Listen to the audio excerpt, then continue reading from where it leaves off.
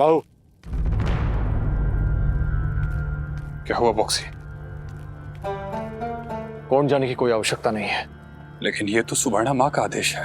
और इसके बाद उनका अगला कदम क्या होगा मैं ये भी जानता हूं। क्या होगा? क्या बात है बॉक्सी? अब मुझसे कुछ भी कह सकते हैं। सुवर्णा माँ के आदेश को मानने से आज पहली बार रोका है आपने। कोई बात तो अवश्य होगी। आप कब से अपनी मुश्किल मुझसे छुपाने लगे? हम दोनों के बीच में कोई रहस्य है जो मैं सिर्फ आपसे ही नहीं सबसे छिपा रहा हूं। कैसा रहस्य?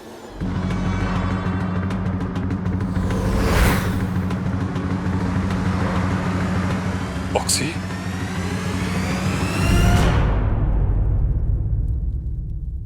आपके ऊपर इन बातों का भार साफ दिख रहा है। मन को हल्का कीजिए बॉक्सी, बोलिए, ऐसा कौन सा रहस्य जिसे आप अपने परिवार से भी छुपा रहे हैं? बोलिए बॉक्सी, बोलिए। मोड़म्बा और रोड़न के बीच संधि हो गई है बाबू।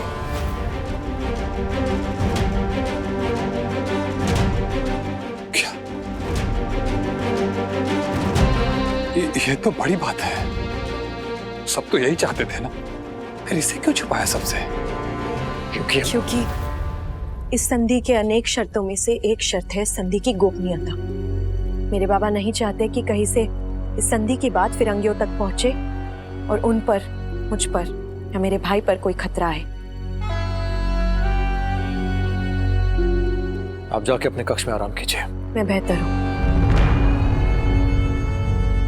लेकिन इस रहस्य का कुंड जाके मोड़म्बा नरेश की सेहत पूछने से क्या मतलब? सबसे पहली बात यह है कि वड़म्बा नरेश कोंड में कहाँ है ये कोई नहीं जानता। अगर आप कोंड जाएंगे तो हो सकता है आपके पूछताछ में फिरंगियों को पता लग जाए आपके बारे में, और ये वड़म्बा नरेश के लिए बहुत बड़ा संकट बन सकता है। इसलिए ये समय ठीक नहीं है कोंड जाने के लिए। तो इस संधि का अगला कदम क्या है? जब सही समय होगा तो मेरे आदेश पर दोनों सेनाएं साथ में आ जाएंगी। हमारे आदेश पर? हम दोनों के आदेश पर। ये तो अच्छा हुआ। विद्रोह को लेकर मेरी चिंताएं कुछ कम हुई। आपके संकेत की प्रतीक्षा करूंगा मोड़म्बा नरेश से भेंट करने के लिए।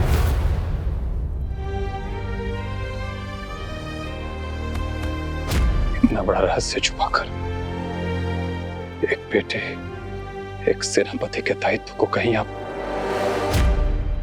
किसी बड़े उलझन में न डाल दें।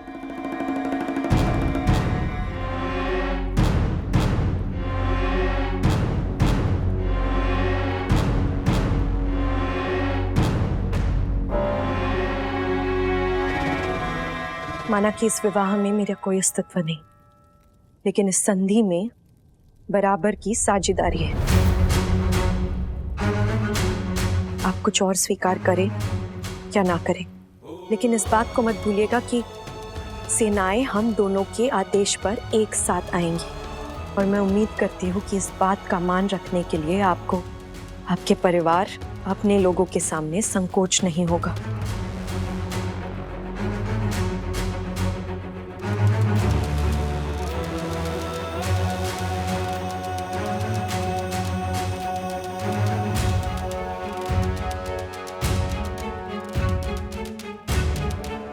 आप जाके आराम कीजिए।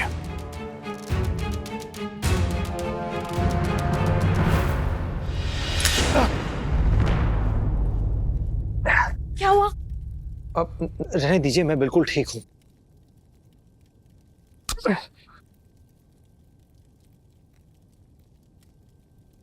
ये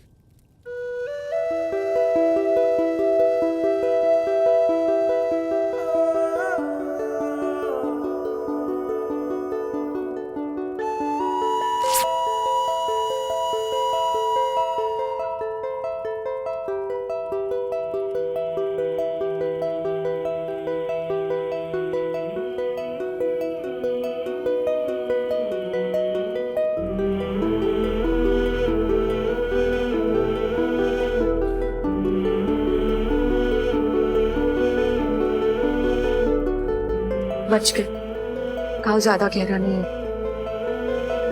ध्यान रखा करिए ना।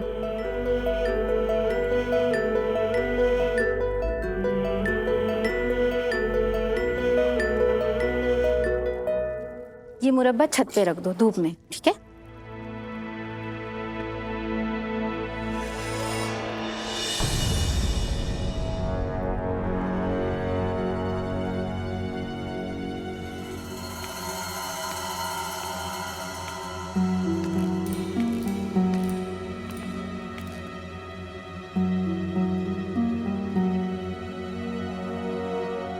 जमाई जी, क्या हुआ? आप ऐसे क्यों चल रहे हैं? मामूली सी चोट है, नाल की कील से पैर कट गया, ठीक हो जाएगा। अरे लेकिन राधा ने ऐसी कैसे पट्टी बांधी है? वो राधा है नहीं, राजकुमारी कल्याणी ने बांधी है। मैं से बदल लूंगा। ये तो राजकुमारी कल्याणी की साड़ी का टुकड़ा लग रहा है, लेकिन राजकुमारी कल्याणी अपनी साड़ी फाड़ के जमाई जी के पैर में क्यों बांध रही है? वैसे भी बांधे क्यों रही है? पता नहीं राधा ये बात कब समझेगी।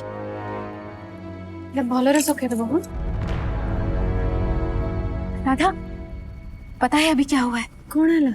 जमाई जी के पैर में कील चुभी है। क्या कील चुभी? कहाँ है वो? वो है तो अपने कमरे में, लेकिन उससे भी बड़ी बात। राधा, राधा मेरी बात तो सुनो।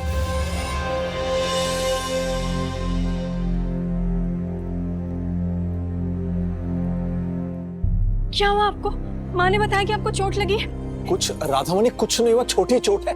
सासू माँ खुद घबरा जाती है, तुम्हें भी डरा दिया। अरे कोई बात नहीं है। वहाँ लगी है कि कहाँ थे आप? जब भी आपको घाव लगता है आप सबसे पहले मुझे ही बताते थे, और आज मुझे ही भूल गए। मैं भी ना पता नहीं वहाँ क्यों नहीं थी।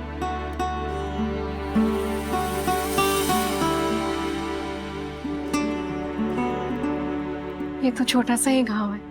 मैंने कहा था छोटी सी चोट है। घाव कितना भी छोटा क्यों ना हो, बताना तो चाहिए। और ये कैसी पट्टी लगाई है? औषधि भी नहीं है इसमें।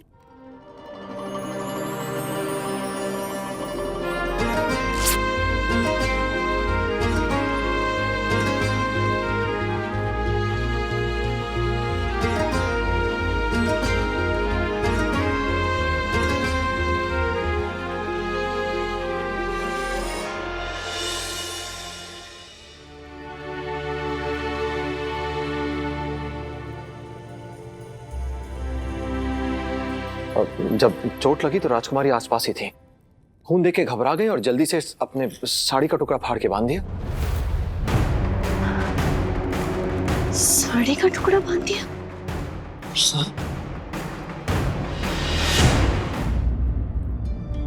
मैं भी आई। अरे राधामणि,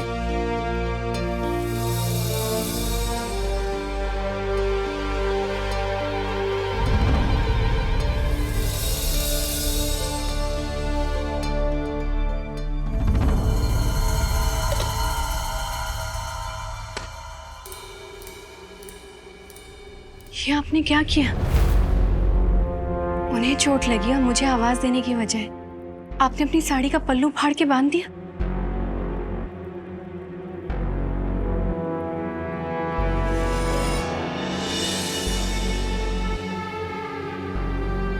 आप एक राजकुमारी हैं। इतने छोटे से घाव के लिए इतना बड़ा कदम उठाया आपने। जैसे ही मैंने सुना मैं आपको धन्यवाद देने आ गई।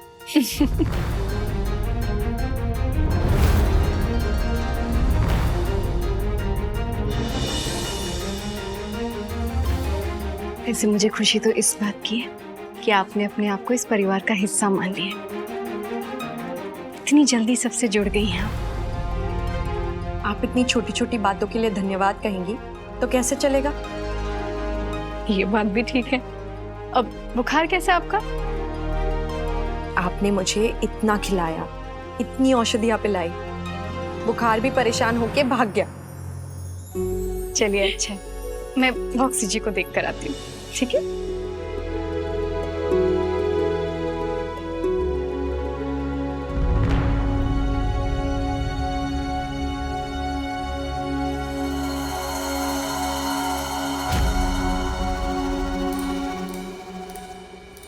मेरी बेटी नहीं समझेगी कभी। मुझे ही कुछ करना पड़ेगा।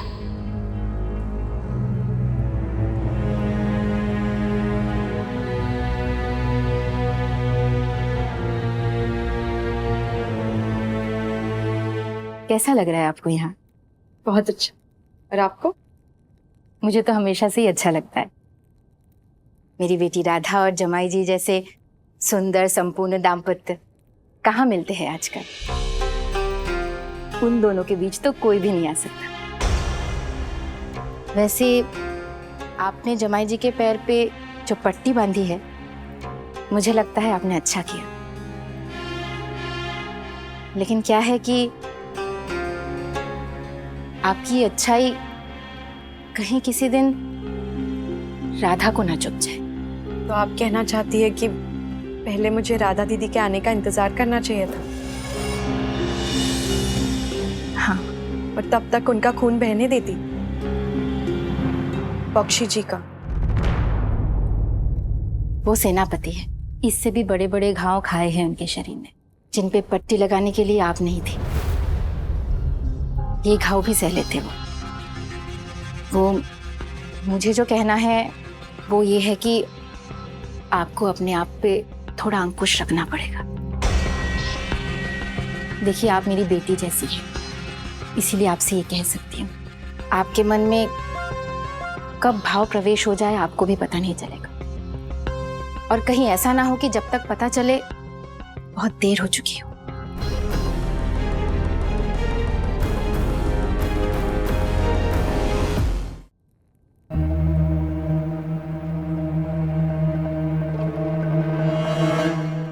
अगर किसी को भी चोट लगती तो मैं वही करती जो मैंने किया। लेकिन अगर आपको किसी बात का बुरा लगा तो क्षमा कीजिए।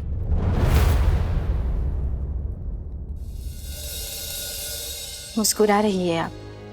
जी, सोच रही हूँ कि आपकी सोच में और राधा दीदी की सोच में कितना अंतर है।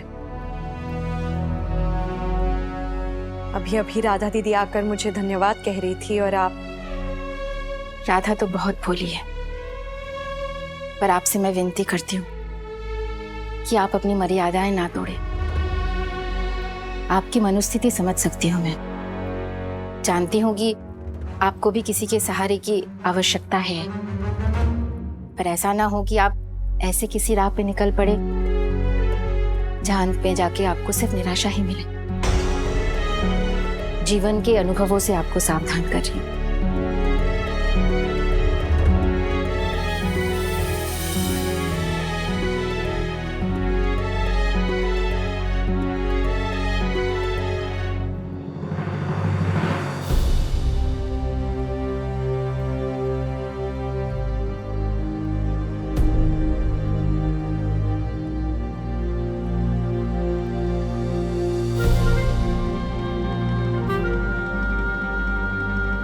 वो सोच रही है कि मुझे उनके जमाई से प्यार हो गया। अगर वो सच्चाई जानती तो वो भी हंस रही होती अभी। हर वक्त तो लड़ते रहते हैं हम दोनों, और वो सोचती है कि मुझ में वो भावनाएं जाग गई है।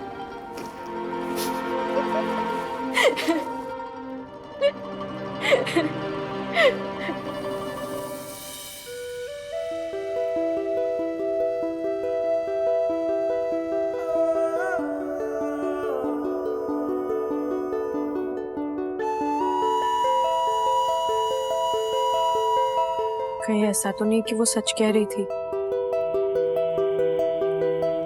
शायद मेरा पक्षी जिसे दूर रहना ही ठीक होगा।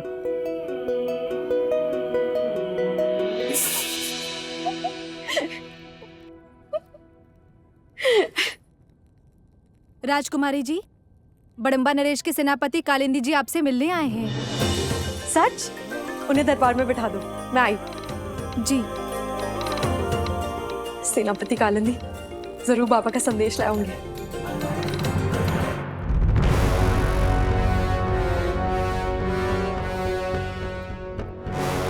कहीं उन्होंने किसी को बता दिया कि मेरा और बख्शी जी का विवाह हो चुका है तो?